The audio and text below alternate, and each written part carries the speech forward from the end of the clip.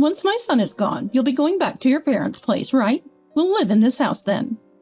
My dear husband had suddenly passed away. Right after the funeral, while I was engulfed in sorrow, my husband's parents came to see me. Even though it's not much, this house is filled with memories of living with my husband. Why do I have to leave? But mother-in-law, without a moment's pause to let me wipe my eyes, bluntly said that. My name is Susan. I'm an administrative worker at a real estate agency. My meeting with my dear husband, David, was facilitated by the real estate agency where I work. David was the brother of my male colleague, Michael, and they were very close. Since their workplaces were near, David often visited. As I worked in the same administrative role, I grew close to Michael, who would later become my brother-in-law. This connection led to Michael introducing me to David. Gradually, David and Michael started inviting me for lunch, and we began spending more time together. I thought of David as a cheerful, nice guy with whom I shared a lot in common, but I hadn't seen him in a romantic light. I assumed he felt the same, until one day when everything changed. We were supposed to meet at a restaurant Michael had reserved, but he had a sudden emergency and couldn't make it. It seemed wasteful to cancel the reservation, so for the first time, it was just the two of us. I later found out that this was arranged by the brothers, with Michael conspiring to give David and me some alone time. The food was delicious, and our conversation flowed. We quickly became close, discussing our backgrounds and values. The more I learned about David's inner self, the more I was drawn to his warm smile. This day marked a turning point in our relationship. It didn't take long for us to get married. I have Michael to thank for making this happen. In that sense, and in future events, I can't thank Michael enough. Then came the day of the family meeting with my in-laws. Feeling anxious, I was met by my in-laws with great warmth and kindness. Their caring and considerate conversation eased my nerves. I'm so glad you could come. We've been looking forward to meeting you, Susan. I've cooked a lot, hoping today would be a special day. Mother-in-law Emily said, taking great care of me. My in-laws, like their eldest son David, were independent and very approachable. I was relieved and grateful for the enjoyable time at my in-laws. Our interactions continued, and they always supported our happiness, never imposing their views on marriage or children. Eventually, the topic of living together at the in-laws came up, but we had plans to build our own home. In fact, my grandfather left a house for me. My in-laws listened intently and nodded. My grandfather cherished me as his only granddaughter, and he left me a beautifully renovated house and land. He seemed to wait for the inheritance process to complete before passing away. The property was nearby and had increased in value due to redevelopment. But as someone experienced in real estate, I knew it was more beneficial to sell it to fund our dream home. Grateful for my grandfather's love, we were already considering selling it, as he had said the house was mine to live in or sell. After marriage, we moved there. However, it was far from work, and despite its good location, it wasn't practical to continue living there. As we planned to sell it, a significant change came into our lives. David, working in sales, was ordered to transfer. His company had branches nationwide, and he was the only suitable candidate. It was an official order, and he couldn't refuse. I'll come home every long weekend, and my parents are planning to visit. Could you take them out? It's okay if you don't overexert yourself. Father-in-law Brian and Emily are very nice. I don't mind going out with them, but it looks like we'll have to postpone selling the house. With my job to consider, David's assignment to work alone was decided. It was sudden, but I had to endure the loneliness and worry waiting for the day we could live together again. As David said, on the days off, my in-laws, especially Emily, would frequently come to visit. Emily, who had endured loneliness many times while raising young children when Brian was away on business trips, shared her experiences with me. You can still create family memories even without children. How about going out with me? Shopping might cheer you up. Let's go, Susan. Thanks to Emily, I didn't feel lonely. My weekends were even busier. However, I started to notice something troubling. Almost every day off, Emily would insist on going out. It was nice, but after a month, Emily's invitations became more forceful, regardless of my fatigue or household chores. I was hoping to rest this week. When I said that, Emily frowned as if I was being selfish. But it's fun to go out together, isn't it? Or do you dislike going out with me? No, it's not that. But you've been taking me out every week. Don't you need a break, Emily? Emily looked sad. Even as I tried to clear up the misunderstanding, Emily wouldn't listen. I agreed reluctantly, and Emily smiled, acting as if she never insisted. My suspicions about Emily's behavior grew.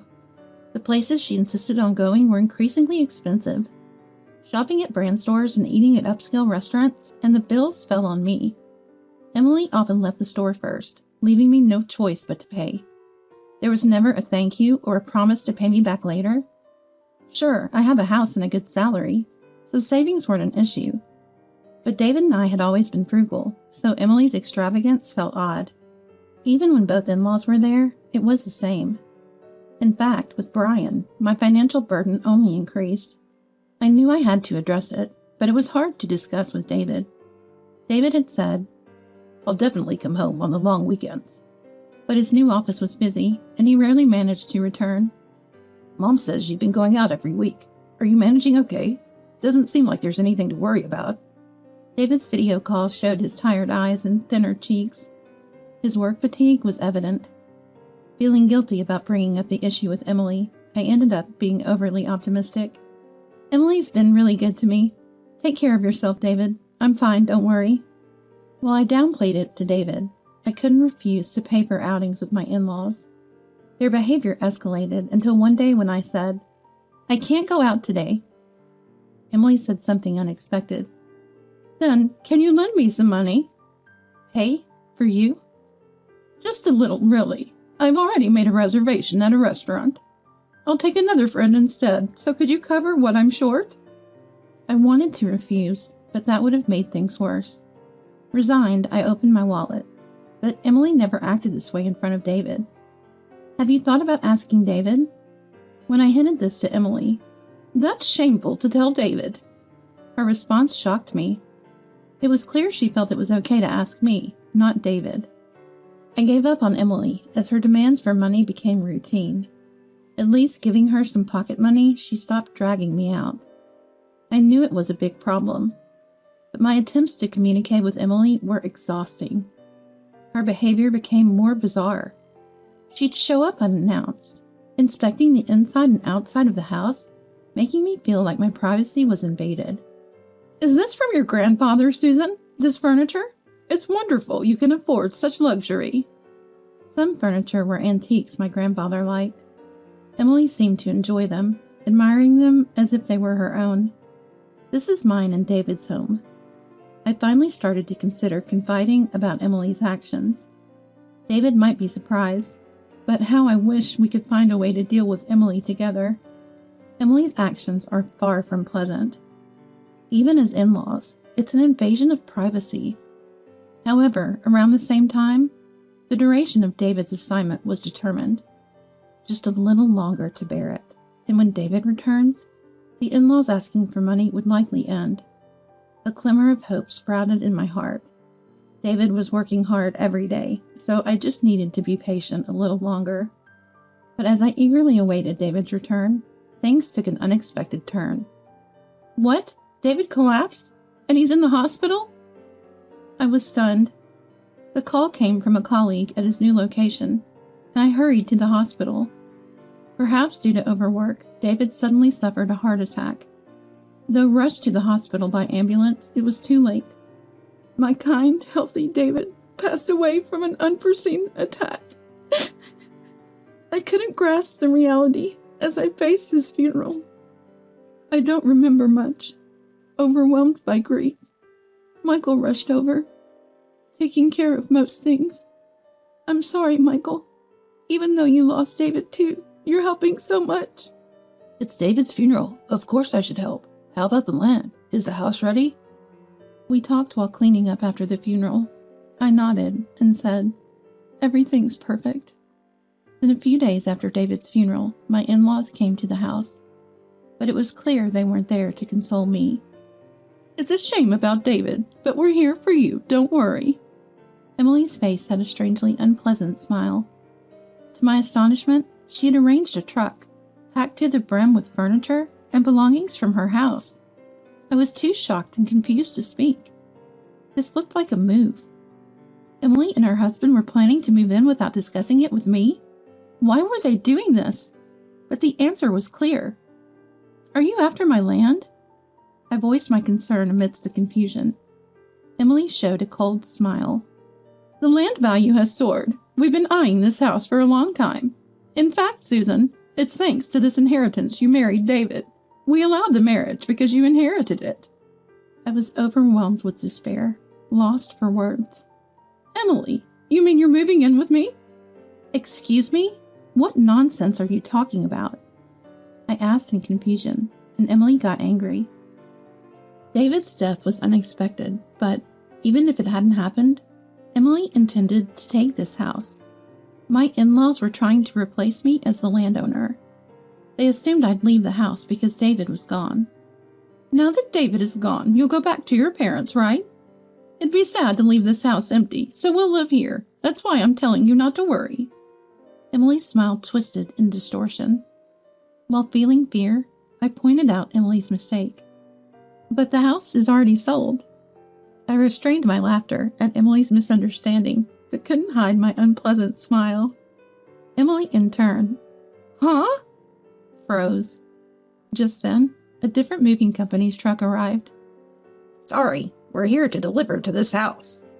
A burly mover came down, speaking to us due to the confusion of another truck being present. Emily's movers also came down. Realizing something was amiss due to the arrival of the other truck, they looked bewildered. Both in-laws were flustered and incoherent. Arguing with everyone wouldn't resolve anything. Seeing my in-laws in panic, I began to regain my composure. Then I promptly gave instructions to move the truck. This house has already been sold, and the contract finalized. A new family is moving in, so you can't bring their belongings into someone else's house, right? As the movers were astonished, a luxurious car pulled up. Out came a wealthy-looking couple and their children. In fact, the land was no longer mine. They were the new owners. My in-laws were increasingly confused, unable to comprehend what was happening. Please move the truck quickly. The new occupants can't start their work. Somehow, I managed to get Emily's truck moved, and the movers immediately began their work, efficiently transporting brand new furniture according to the planned procedure. Emily and her husband, unable to accept this, started to persistently pester me at the entrance. The occupants, realizing the situation, took their family back to the car and then came over to confront us. Who are you? We bought this house. Please let the truck go soon. I hadn't expected my in-laws to visit, so I apologized repeatedly to reassure the new owners. But Emily and her husband didn't leave. They pushed past us and barged into the house. Of course, the house had completely changed from what they knew. None of the furniture my husband and I used was left. Emily was shocked at the sight and started to make a scene. What's this? The house is empty. The antique furniture, the lighting? I love those. What's going on? Emily was infuriated, unable to understand what was happening. The occupant finally snapped. I'll call the police. Frustrated, Brian quickly grabbed Emily and retreated.